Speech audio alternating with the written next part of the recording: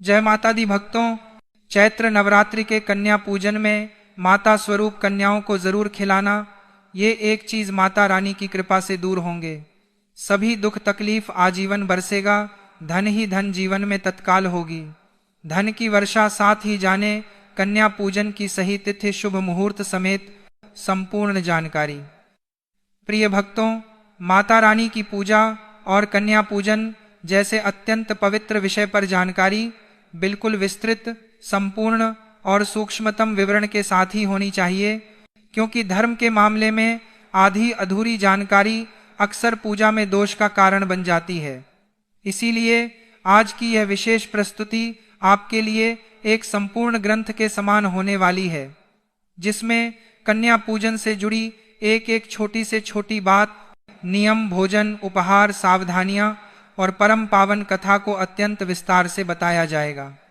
9 दिनों की इस कठोर तपस्या, व्रत, उपवास और माता जगदम्बा की सात्विक आराधना का पूर्ण फल मनुष्य को तब तक प्राप्त नहीं होता जब तक कि वह पूर्ण श्रद्धा और समर्पण के साथ कन्या पूजन संपन्न न कर ले। शास्त्रों में इस महान अनुष्ठान का महात्म्य बताते हुए स्वयं भगवान श्री हरिविष्णु जी ने कहा था कि नवरात्रि के अंतिम दिनों में किया गया कन्या पूजन ब्रह्म हत्या, स्वर्ण चोरी और झूठ बोलने जैसे भयंकर से भयंकर पापों को भी भस्म करने की अद्भुत शक्ति रखता है। यदि आप पूर्ण श्रद्धा भाव से माता की आराधना करते हुए शास्त्रों में बताए गए नियमों के अनुसार नन्ही कन्याओं को साक्षात नवदुर्गा का स्वरूप मानकर पूजते हैं, तो माता भवानी और मां लक्ष्मी आप पर साक्षात कृपा करेंगी और आप आजीवन धन संपदा से परिपूर्ण रहेंगे। कन्या पूजन का इतना अधिक महत्व है कि चाहे आप पूरे 9 दिन व्रत कर रहे हों या नहीं, फिर भी आपको शास्त्रों में बताई गई विधि के अनुसार इन पावन कन्याओं का पूजन अपने घर में अवश्य करना चाहिए। लेकिन भक्तों, जितना पुण्यकारी कन्याओं का यह पूजन है, उतना ही इसमें की गई छोटी सी भूल या वर्जित कार्यों को करने से आपको भयंकर पाप भी लग सकता है। इसीलिए आज का यह वीडियो बहुत ही ज्ञानवर्धक साबित होने वाला है। तो शिव शक्ति टीवी के माध्यम से आप अपने फायदे के लिए इस वीडियो को बिना काट छांट किए अंत तक जरूर देखिएगा और कम से कम 10 लोगों को शेयर जरूर कीजिएगा, जिससे आपका तो फायदा हो ही, आप अन्य लोगों का भी फायदा करा सकें और आपको अक्षय पुण्य फलों की प्राप्ति हो। क्योंकि भविष्य पुराण में स्पष्ट लिखा है कि जो व्यक्ति धर्म का ज्ञान बांटता है उस पर साक्षात माता लक्ष्मी और श्री नारायण की कृपा बरसती है। वीडियो में आगे बढ़ते हैं, लेकिन उससे पहले अगर आप भी चाहते हैं कि माता रानी की कृपा आप पर सदैव बनी रहे, तो वीडियो को एक लाइक करके चैनल को सब्सक्राइब जरूर कर लें और कमेंट बॉक्स में जय माता दी और जय श्री लक्ष्मी नारायण जरूर लिख दें। भक्तों, सबसे पहले हम इस संशय को दूर करते हैं कि साल 2026 में चैत्र नवरात्रि का यह महाफलदायी कन्या पूजन आखिर किस दिन और किस तिथि को किया जाना सबसे अधिक शुभ और शास्त्र सम्मत रहेगा। पंचांग की सटीक गणनाओं और ग्रह नक्षत्रों के शुभ संयोग के अनुसार इस साल 2026 में कन्या पूजन मुख्य रूप से 26 मार्च के पावन दिन संपन्न किया जाएगा। जो भी भक्त महाअष्टमी का कठोर व्रत करते हैं और अपनी कुल परंपरा के अनुसार अष्टमी तिथि को माता की चौकी पूजते हैं, वे 26 मार्च 2026 को ही पूर्ण सात्विकता के साथ कन्याओं को अपने घर आमंत्रित करेंगे। वहीं जो लोग नवमी तिथि को पूजते हैं, उनमें से भी अधिकांश लोग 26 मार्च को ही कन्या पूजन करेंगे, क्योंकि इस दिन तिथियों का एक बहुत ही अद्भुत और कल्याणकारी संगम बन रहा है। परंतु जिन परिवारों में उदया तिथि की मान्यताओं को सर्वोपरि रखा जाता है और जो लोग 27 मार्च 2026 को महानवमी का पावन पर्व मनाएंगे, वे लोग अपना कन्या पूजन 27 तारीख को ही संपन्न करेंगे। अब सवाल उठता है कि अष्टमी और नवमी में से किस दिन कन्या पूजन करना ज्यादा फलदायी है। तो शिव शक्ति टीवी के दर्शकों, अष्टमी तिथि साक्षात मां महागौरी की होती है। इस दिन कन्याओं का पूजन करने से घर से बीमारियां, तंत्र मंत्र का प्रभाव और अकाल मृत्यु का भय हमेशा के लिए दूर हो जाता है। वहीं नवमी तिथि मां सिद्धिदात्री की है। इस दिन कन्या पूजन करने से रुके हुए कार्य बनते हैं, व्यापार में वृद्धि होती है और घर में अपार धन संपदा का वास होता है। आप अपनी कुल परंपरा के अनुसार कोई भी दिन चुन सकते हैं, दोनों ही परम फलदायी हैं। कन्या पूजन की महिमा और इसमें सात्विक भोजन के महत्व को गहराई से समझने के लिए हमारे पुराणों में वर्णित माता वैष्णो देवी और उनके परम भक्त पंडित श्रीधर जी की कथा अत्यंत आवश्यक है। यह कथा हमें बताती है कि माता को कैसी भक्ति और कैसा भोजन प्रिय है। शिव शक्ति टीवी के सभी भक्तों को यह कथा अत्यंत ध्यान से सुननी चाहिए। प्राचीन काल में कटरा के समीप हंसाली गांव में पंडित श्रीधर नाम के एक अत्यंत ही गरीब लेकिन परम धर्मनिष्ठ ब्राह्मण रहा करते थे। वे माता के अनन्य भक्त थे, परंतु उनके जीवन में घोर दरिद्रता और संतानहीनता का भारी दुख था। गांव वाले उन्हें बांझ कहकर ताने मारते थे, लेकिन श्रीधर की भक्ति कभी कम नहीं हुई।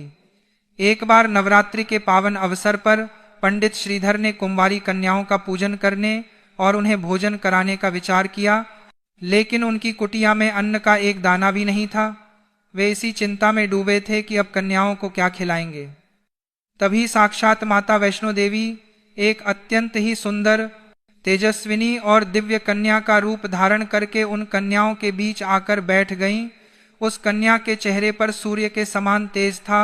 कन्या रूपी माता ने श्रीधर से कहा कि हे पंडित, तुम पूरे गांव और आसपास के सभी साधु संतों को कल अपने घर भंडारे का निमंत्रण दे दो।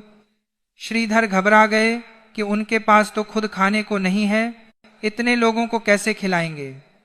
लेकिन उस कन्या के तेजस्वी वचनों और आंखों में छिपे वात्सल्य पर विश्वास करके उन्होंने सबको निमंत्रण दे दिया।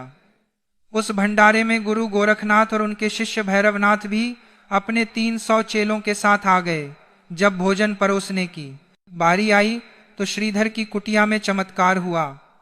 उस दिव्य कन्या ने अपने हाथों में एक छोटा सा अद्भुत और चमत्कारी पात्र लिया और उसी एक पात्र से सभी को उनकी इच्छा के अनुसार अत्यंत स्वादिष्ट 56 भोग और सात्विक भोजन परोसना शुरू कर दिया।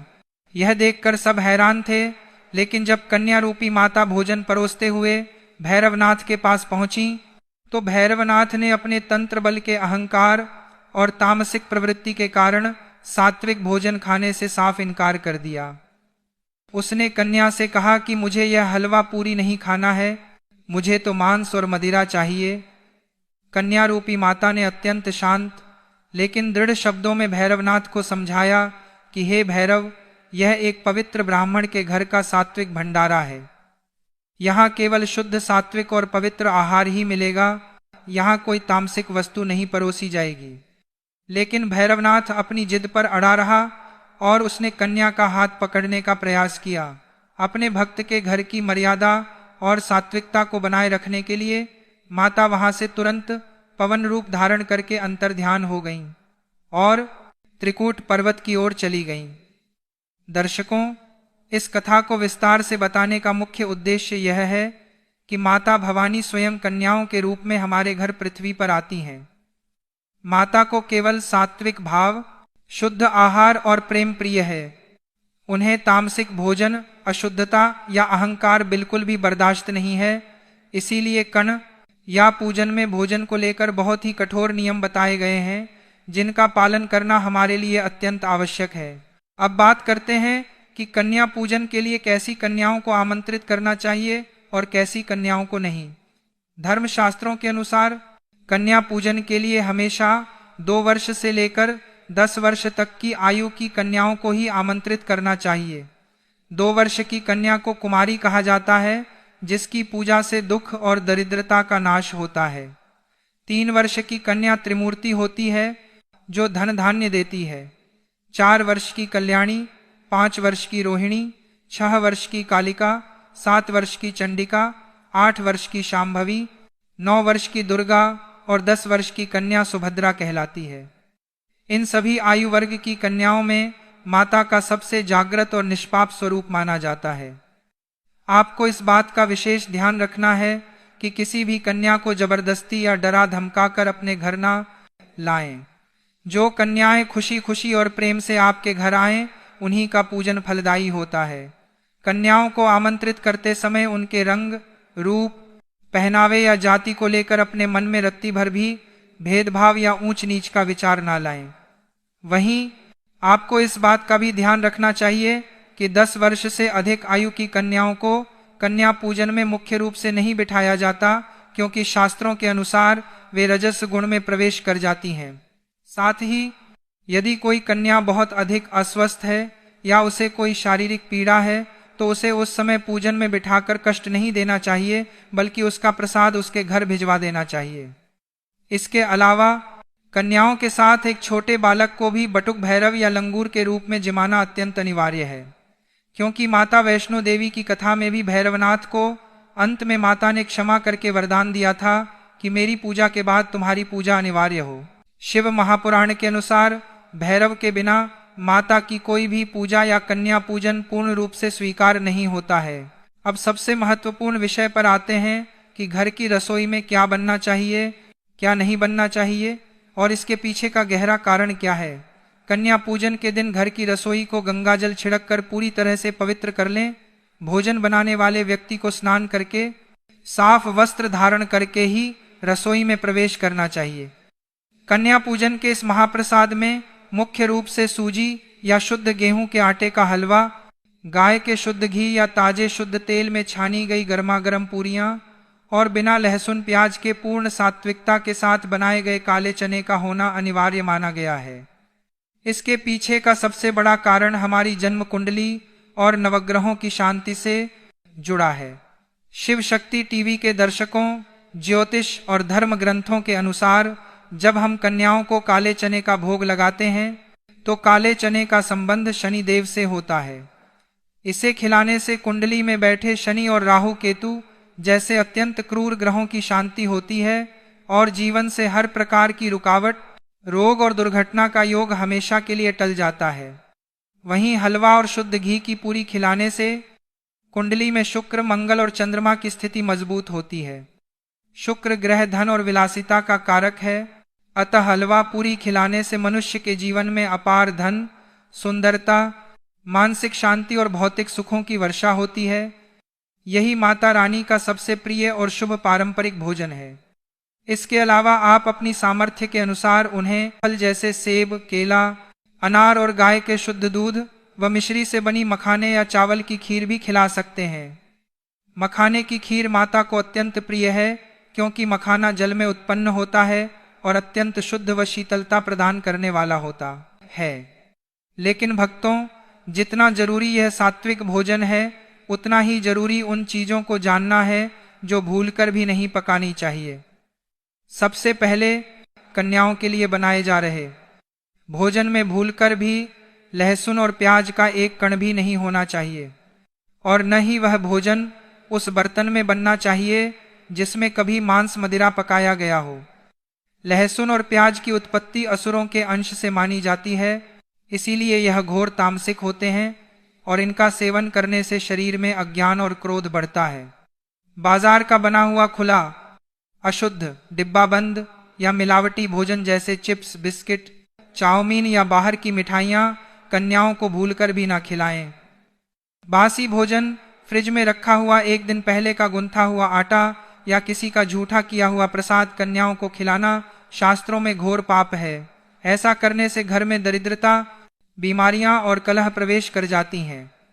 सब्जियों में बैंगन, मूली, कटहल, करेला या लाल मसूर की दाल का प्रयोग भी कन्या पूजन के भोजन में पूरी तरह से वर्जित है, क्योंकि ये चीजें या तो रजस तमस गुण को बढ़ाती हैं या इनका स्वाद कड़वा होता है, जो माता के सात्विक भोग के अनुकूल नहीं है। अब एक बहुत बड़ा सवाल जो लोग अक्सर पूछते हैं कि कन्याओं के अलावा घर के अन्य सदस्यों को उस दिन क्या खाना चाहिए। दर्शकों, शिव शक्ति टीवी के माध्यम से हम आपको बताना चाहते हैं कि कन्या पूजन वाले दिन घर का वातावरण पूरी तरह से देवतुल्य और पवित्र होना चाहिए। इसीलिए घर के सभी सदस्यों को, चाहे उन्होंने व्रत रखा हो या न रखा हो, केवल और केवल शुद्ध सात्विक भोजन ही ग्रहण करना चाहिए। सबसे पहले घर के सभी सदस्य माता का वह प्रसाद हलवा, पूरी, चना ही ग्रहण करें जो कन्याओं के लिए बनाया गया था। इसके बाद यदि किसी को भूख हो तो वह घर में बना हुआ बिना लहसुन प्याज का सात्विक भोजन ही खाए। उस पूरे दिन घर में कोई भी तामसिक वस्तु, लहसुन, प्याज, मांस, मदिरा या बाहर का अशुद्ध खाना नहीं आना चाहिए। व्रत खोलने यानी व्रत पारण को लेकर भी शास्त्रों में स्पष्ट नियम है। यदि आपने महाअष्टमी का व्रत रखा है तो आप नवमी के दिन सुबह कन्या पूजन संपन्न करने के बाद कन्याओं को विदा करके उनके द्वारा झूठा किया हुआ प्रसाद जो वे प्रेम से छोड़ दें या माता को अर्पित किया गया प्रसाद खाकर अपना व्रत खोल सकते हैं। यदि आप पूरे 9 दिन का व्रत रखते हैं और नवमी को पूजते हैं तो आप नवमी के दिन कन्या पूजन के बाद प्रसाद ग्रहण करके व्रत का पारण कर सकते हैं, या फिर दशमी तिथि के दिन सुबह स्नान ध्यान करके व्रत खोल सकते हैं। व्रत हमेशा माता के प्रसाद से ही खोलना चाहिए, तभी व्रत पूर्ण माना जाता है। अब बात करते हैं कि माता स्वरूप कन्याओं का पूजन घर में किस विधि से करना चाहिए। जब कन्याएं आपके घर पधारें तो उनका स्वागत साक्षात माता भवानी के रूप में करें। घर के मुख्य द्वार पर या आंगन में एक साफ तांबे या पीतल की परात रखें। उसमें कन्याओं के नन्हे चरणों को रखकर अपने हाथों से शुद्ध जल या गंगा जल से उनके चरण पखारें। शास्त्रों में कहा गया है कि कन्याओं के चरण धोने से जो जल प्राप्त होता है वह किसी भी तीर्थ के जल से अधिक पवित्र होता है। उस पवित्र चरणामृत को अत्यंत श्रद्धा के साथ अपने और अपने परिवार के मस्तक पर लगाएं। इसके पश्चात सभी कन्याओं को घर के अंदर लाकर एक साफ पवित्र और मुलायम आसन पर पूर्व या उत्तर दिशा की ओर मुख करके सम्मान पूर्वक बिठाएं। उनके भाल पर कुमकुम, अक्षत और चंदन का पवित्र तिलक लगाएं। उनके हाथों की कलाई पर रक्षा सूत्र यानी कलावा बांधें। इसके बाद माता रानी का ध्यान करते हुए उनके चरणों में लाल पुष्प अर्पित करें, फिर उन्हें भोजन परोसें। भोजन परोसते समय और कन्याओं को खिलाते समय अपने मन में किसी भी प्रकार का क्रोध, झुंझलाहट या जल्दबाजी न रखें। उन्हें अपनी मर्जी से जितना खाना हो खाने दें। जब कन्याएं तृप्त होकर भोजन कर लें तो उन्हें पीने के लिए शुद्ध जल दें। भक्तों, अब सबसे महत्वपूर्ण बात कि कन्याओं को भोजन कराने के पश्चात विदाई के समय दक्षिणा पैसे के अलावा और क्या क्या उपहार यानी गिफ्ट देने चाहिए, जिससे माता रानी अत्यंत प्रसन्न हो और आपकी हर मनोकामना पूरी हो। शास्त्रों के अनुसार कन्याओं को कभी भी खाली हाथ विदा नहीं करना चाहिए। सबसे पहले कन्याओं को लाल रंग की चुनरी अवश्य ओढ़ानी चाहिए। लाल रंग माता का सबसे प्रिय रंग है और इसे सौभाग्य का प्रतीक माना जाता है। लाल चुनरी पहनाने से कुंडली में मंगल ग्रह मजबूत होता है और घर में सुख समृद्धि आती है। इसके अलावा आप कन्याओं को श्रृंगार की सामग्री जैसे लाल चूड़ियां, बिंदी, मेहंदी, लाल रिबन या बालों के क्लिप उपहार में दे सकते हैं। श्रृंगार का सामान देने से माता अत्यंत प्रसन्न होती हैं और घर की महिलाओं को अखंड सौभाग्य का आशीर्वाद प्राप्त होता है। साथ ही ऐसा करने से आपकी कुंडली में शुक्र ग्रह अत्यंत बलवान हो जाता है, जिससे भौतिक सुखों, धन और ऐश्वर्य की जीवन में कभी कमी नहीं होती। यदि आप अपने बच्चों की शिक्षा और बुद्धि में वृद्धि चाहते हैं तो कन्याओं को पढ़ाई लिखाई से जुड़ी चीजें जैसे कॉपी, पेन, पेंसिल या रंग कलर बॉक्स जरूर दान करें। कन्याओं को साक्षात मां सरस्वती का स्वरूप भी माना जाता है और उन्हें शिक्षा की सामग्री दान करने से कुंडली में बुध ग्रह शांत होता है, जिससे घर के बच्चों को विद्या, एकाग्रता और करियर में अपार सफलता मिलती है। इसके साथ ही कन्याओं को स्टील या पीतल के बर्तन जैसे छोटी कटोरी, प्लेट, चम्मच या टिफिन बॉक्स देना भी अत्यंत शुभ माना गया है।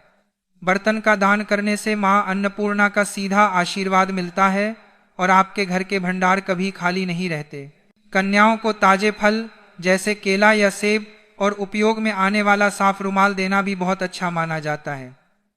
और हाँ, छोटे बच्चों को खिलौने बहुत पसंद होते हैं, इसलिए आप उन्हें खुश करने के लिए कोई छोटा खिलौना भी दे सकते हैं, क्योंकि जब एक कन्या के चेहरे पर उपहार देखकर सच्ची मुस्कान आती है तो साक्षात नवदुर्गा आपके घर में मुस्कुराती हैं और अपना पूर्ण आशीर्वाद लुटाती हैं। इन सभी उपहारों के साथ अपनी सामर्थ्य अनुसार दक्षिणा जरूर रखें। बिना दक्षिणा के कन्या पूजन अधूरा रहता है।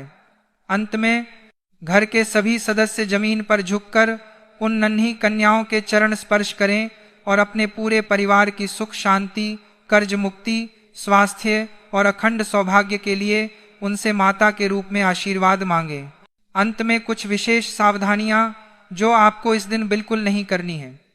कन्या पूजन के दिन घर में किसी भी प्रकार का वाद विवाद, झगड़ा या ऊंची आवाज में बात नहीं करनी चाहिए।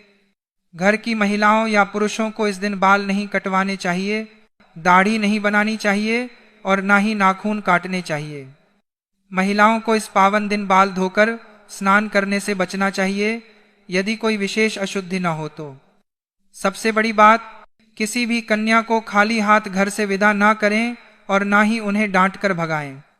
इन सभी सात्विक नियमों, विस्तृत कथा के मर्म और सच्ची श्रद्धा के साथ इस पावन चैत्र नवरात्रि में कन्या पूजन करने से आपको अपने जीवन में अकल्पनीय भौतिक सुखों, ऐश्वर्य और पारिवारिक शांति की प्राप्ति होगी। हर इंसान एक सही मौके की तलाश में होता है और चैत्र नवरात्रि के यह 9 दिन आपके जीवन में बहुत बड़ा मौका लेकर आने वाले हैं। इन 9 दिनों में किए गए छोटे छोटे उपाय भी बड़े बड़े फल प्रदान करते हैं। जो व्यक्ति जीवन में कभी कुछ नहीं कर पाया, उसे भी आगे बढ़ने का सुनहरा अवसर मिल जाता है। आप बहुत मेहनती इंसान हैं, आपके अंदर कुछ कर दिखाने की क्षमता है, बस देर है तो इस विशेष ईश्वरीय कृपा की। अगर आप भी चैत्र नवरात्रि के 9 दिनों में तुलसी के पौधे में वह एक विशेष चीज अर्पित कर देंगे तो आपकी दरिद्रता जन्मांतर के लिए दूर हो जाएगी। लेकिन सवाल यह उठता है कि आखिर वह चीज कौन सी है जिसे आपको तुलसी के पौधे के पास रखना है। इस रहस्य के बारे में बहुत कम लोग जानते हैं। आज के वीडियो में जो गुप्त जानकारी शिव शक्ति टीवी के माध्यम से मैं आपको देने वाला हूं, वह आप कहीं किसी और को मत बताना, इसका कहीं भी ढिंढोरा मत पीटना। एकदम शांत दिमाग से और कान खोलकर मेरी बात को सुन लेना, वरना आप जिंदगी भर पछताते रहेंगे कि आपने यह सुनहरा अवसर क्यों गंवा दिया। यह चमत्कारी उपाय बहुत कम लोगों तक पहुंच पाता है और अगर यह आप तक पहुंचा है तो यह साक्षात माता रानी का बुलावा और उनकी विशेष कृपा है। लेकिन यदि आप इसे मजाक में लेंगे, दिखावे के लिए करेंगे या अहंकार और लालच में आकर करेंगे तो इसका परिणाम उल्टा भी हो सकता है। आज हम जिस चमत्कारी उपाय की बात कर रहे हैं उसका सीधा संबंध चैत्र नवरात्रि और आपके घर के आंगन में लगे तुलसी के पौधे के साथ जुड़ा हुआ है। अब आप सोच रहे होंगे कि आखिर तुलसी का पौधा कैसे हमारे जीवन में चमत्कार कर सकता है। तुलसी का पौधा तो हम सभी के घर आंगन में लगा होता है और हमने ये जरूर सुना है कि तुलसी की पूजा करने से घर में सुख शांति रहती है, समृद्धि आती है और शाम को देसी घी का दीपक भी जलाना चाहिए। यह सब हम करते भी हैं, लेकिन फिर भी जीवन में मनचाहे परिणाम नहीं मिल रहे, तो आखिर करें तो करें क्या? वह कौन सी चीज है जिसे चैत्र नवरात्रि में तुलसी माता को अर्पित करने से चमत्कार होगा? भक्तों, इससे पहले कि हम वह अचूक उपाय जानें, मेरा आप सभी से करबद्ध निवेदन है कि शिव शक्ति टीवी चैनल को सब्सक्राइब जरूर कर लें ताकि माता रानी की कृपा और ऐसे ही दुर्लभ उपाय आप तक हमेशा पहुंचते रहें। इसके साथ ही जितने भी भगवान श्री लक्ष्मी नारायण और माता भवानी के सच्चे भक्त हैं, वे अभी के अभी वीडियो को लाइक करके कमेंट बॉक्स में पूरे सच्चे मन से जय श्री लक्ष्मी नारायण और जय माता दी जरूर लिख दें। आपका बहुत बड़ा काम बनेगा।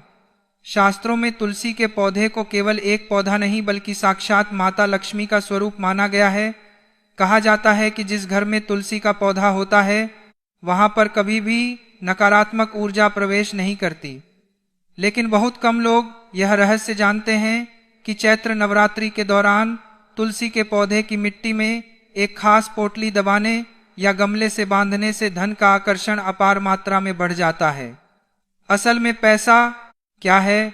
पैसा एक ऊर्जा है। हमें बस इस ऊर्जा को अपनी ओर आकर्षित करना है। प्राचीन ग्रंथों और लोक मान्यताओं में ऐसा वर्णित है कि कुछ विशेष चीजें जब तुलसी के पौधे के साथ सही मुहूर्त में जोड़ी जाती हैं तो यह धन की ऊर्जा को चुंबक की तरह अपनी ओर खींचने लगती हैं। जब यह सकारात्मक ऊर्जा आपके पास आएगी तो पैसा अपने आप आपके कदम चूमेगा। शिव शक्ति टीवी के इस विशेष वीडियो में हम आपको पूरे विश्वास के साथ बता रहे हैं कि यह अचूक उपाय है। एक लाल रंग के छोटे से सूती कपड़े में एक कमल गट्टा, एक साबुत हल्दी की गांठ और एक साफ सुथरा सिक्का रखकर उसकी पोटली बनाना। जी हाँ, यही वह रहस्यमयी पोटली है जो आपके भाग्य के बंद दरवाजे खोल सकती है। जो इंसान इस रहस्य को समझकर यह उपाय कर लेता है वह चैत्र नवरात्रि के 9 दिनों में ही माला माल बन जाता है। लाल रंग को साक्षात देवी शक्ति का प्रतीक माना जाता है। कमलगट्टा माता लक्ष्मी को अत्यंत प्रिय है। हल्दी की गांठ भगवान श्री लक्ष्मी नारायण का स्वरूप मानी जाती है और सिक्का भौतिक धन का प्रतीक है। जब इन सभी दिव्य चीजों को एक साथ लाल कपड़े में बांधकर चैत्र नवरात्रि के पवित्र दिनों में तुलसी के पौधे की मिट्टी में हल्का सा दबा दिया जाता है या गमले के किनारे बांध दिया जाता है, तो ये सभी चीजें मिलकर एक ऐसी प्रचंड सकारात्मक ऊर्जा का संचार करती हैं जो धीरे धीरे आपके पूरे घर परिवार में फैल जाती है। यह ऊर्जा घर वालों के विचारों को शुद्ध करती है, घर की दरिद्रता और नकारात्मकता को दूर भगाती है, घर में देवी तत्व को विराजमान कराती है और पैसों का निरंतर आगमन शुरू कर देती है। इस अचूक उपाय को करने की सही विधि जानना बहुत जरूरी है, क्योंकि बिना सही नियम के ठोकरें ही मिलती हैं। चैत्र नवरात्रि के पहले दिन आपको सुबह जल्दी उठकर सबसे पहले स्नान कर लेना है और एकदम साफ सुथरे शुद्ध वस्त्र धारण करने हैं। इसके बाद आपको पूरी श्रद्धा के साथ एक छोटा सा लाल कपड़ा लेना है। उसमें एक कमलगट्टे का बीज, एक साबुत हल्दी की गांठ और एक साफ सिक्का रखना है। अब उस कपड़े को लाल मौली या लाल धागे से बांधकर एक छोटी सी पोटली बना लें। इस पूरी प्रक्रिया के दौरान अपने मन में माता भगवती और भगवान श्री लक्ष्मी नारायण का ध्यान निरंतर करते रहें। अब इस पोटली को लेकर तुलसी माता के पौधे के पास जाएं, उन्हें प्रणाम करें और एक शुद्ध देसी घी का दीपक जलाएं। मन ही मन भगवान श्री लक्ष्मी नारायण और माता से प्रार्थना करें कि आपकी जो भी इच्छा है वह पूर्ण हो और घर से हमेशा के लिए गरीबी दूर हो जाए। एक बात का विशेष ध्यान रखें कि मन में केवल अपने और अपने परिवार की सुख शांति और तरक्की के बारे में ही सोचें। भूलकर भी किसी दूसरे का बुरा सोचने या किसी को नुकसान पहुंचाने की भावना मन में न लाएं।